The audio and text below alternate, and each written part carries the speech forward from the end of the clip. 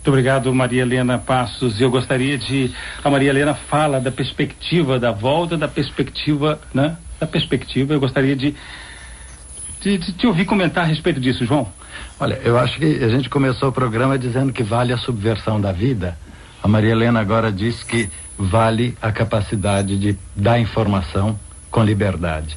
Eu acho que se a gente se pautar por esses dois parâmetros aí, nós um dia desses estamos de volta com Maria Helena, com todo mundo, entrando e influindo e dando palpite e informando o pessoal no processo de democratização do Brasil. É isso que a nossa audiência está pedindo, e isso a gente vai conseguir agora via satélite com som mais bonitinho. Ok, João, obrigado. Eu gostaria de ouvir agora o próximo correspondente, um conhecidíssimo de todos vocês, e ele lança uma outra questão na sua despedida.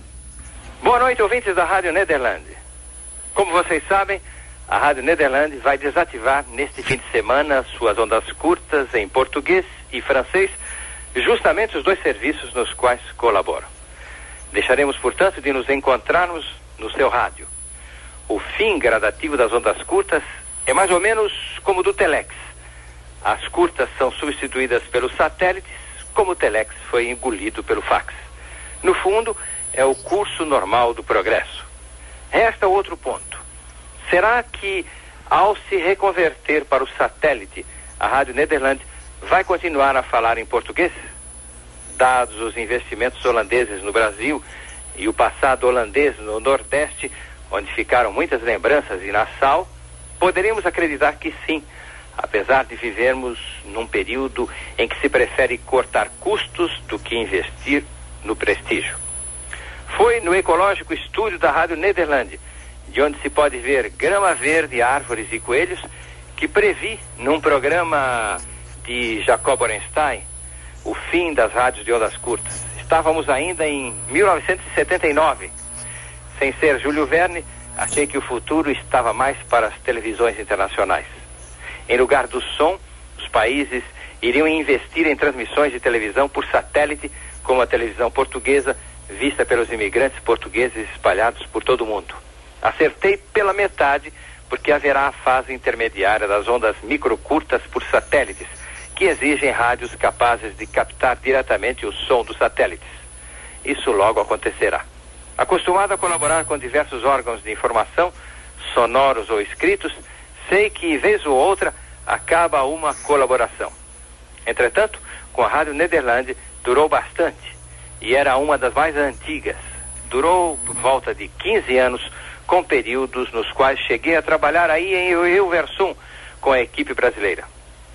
Quem sabe voltaremos a nos encontrar via satélite. Se não, nos reencontraremos pelos jornais e revistas com os quais colaboro. Aí no Brasil, ouvinte da Rádio Nederland, receba meu abraço. Parece que o país está com bom astral e que caminha para uma estabilidade econômica e política. Vamos torcer por isso daqui, para o bem de vocês todos. Um grande abraço. Muito obrigado, Rui Martins. Jacó, o Rui falou das ondas curtas, falou dessa conversa toda que a gente já tem levado aqui, da morte das ondas curtas. O que você acha do que o Rui falou aí pra gente? Olha, o Rui colaborou conosco, como ele disse, durante 15 anos. De fato, ele inclusive esteve aqui conosco em Hilversum, produzindo programas também. O Rui tem uma grande capacidade, ele é um excelente jornalista, um excelente radialista, um bom correspondente, mas eu não sei se eu concordo inteiramente com ele nessa análise que ele faz sobre o futuro com respeito aos satélites e a onda curta. Eu pessoalmente acredito que, embora a onda curta possa ser um meio não tão moderno assim, mas eu acredito na sobrevivência da onda curta. Eu acredito que vai ser muito difícil acabar definitivamente com ela. E como disse o Tarcísio antes, tinha que haver aqui, no nosso caso, uma passagem da onda curta para o satélite, uma passagem mais lenta e gradual. Exatamente. Até as ditaduras, por exemplo, se você vê no Brasil, por exemplo, os ditadores lá, o Geisel passou, a ditadura tinha que passar para a democracia de uma maneira lenta e gradual.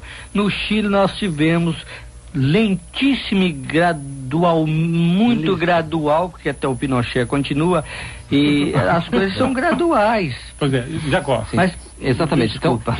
Então, ecos da América Latina. Agora, é claro que os meios de comunicação vão se modernizando, não há a menor dúvida. Por exemplo, falar do fax e dizer que o fax é uma evolução com respeito ao telex. A verdade é que o telex ainda existe, o telex sobrevive também ao lado do fax. Hoje em dia existe o correio eletrônico, o electronic mail, que muita gente já usa.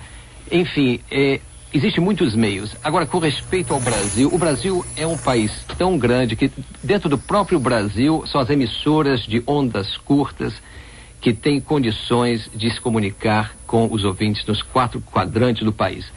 Eu acredito que aqui da Europa a onda curta ainda é o meio talvez mais barato e mais rápido, né, mais direto de comunicação. Eu vejo que o João Bosco talvez não concorde comigo.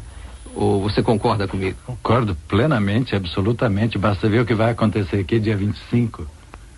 A Rádio Nederland abre um programa para a Europa em ondas curtas. Tão mortas não estão. E eu acho também que isso abre uma outra discussão. É saber para onde que a gente está transmitindo e o que é acessível, né? O que é acessível para onde a gente está transmitindo. Por mais moderno que seja o meio, mas se isso não alcança o ouvinte, ou seja, o destinatário, então isso fica inócuo, né? Se a gente começa a pensar num negócio muito distante, computador tal, computador isso, computador aquilo, mas se a maioria da população não tem condições de comprar, não tem como chegar e receber a informação, então como é que fica isso? Ok. Sobre o papel das ondas curtas e sobre o papel especificamente da Rádio Nederland, né, para determinado segmento da população, eu acho que a Cristina Duran, nossa correspondente lá de Lisboa, ela tem um recado muito interessante para nos dar. Pois é, colegas e ouvintes da Rádio Nederland, eu não queria acentuar o toque nostálgico de perda nesse momento em que se encerra a emissão do Serviço Brasileiro da Rádio, mas tem algumas coisas que me parece importante dizer. Por exemplo, que para um jornalista dá sempre muita pena quando qualquer meio de comunicação é fechado. Não é só porque diminui impostos de trabalho, mas é sobretudo porque se fecha um canal por onde temos oportunidade de contar as coisas, boas, ruins, curiosas, que vemos e para as quais trabalhamos afinal. Tem outra coisa também. Eu conversei com ex-exilados e ex-presos políticos portugueses e brasileiros dos tempos da ditadura. Eles me contaram quanto foi importante, quando eles estavam isolados na prisão, conseguir captar a Rádio Nederland em radinhos precários para ter contato com o mundo. Já passou tanto tempo, mas infelizmente ainda existem casos desses em países onde se fala português. Em outros também, mas no nosso caso, em Angola e em Timor-Leste, por exemplo. Angolanos e timorenses que vivem aqui sempre me falaram da importância de ouvir essa emissora em seus países.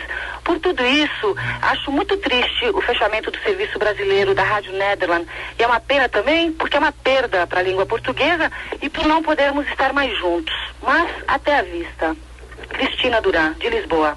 Muito obrigado, Cristina. Álvaro Cavalcante.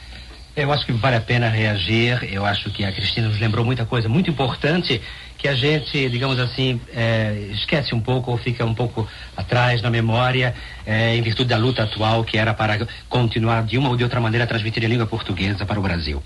É que nós temos em outros países também uma importância muito grande.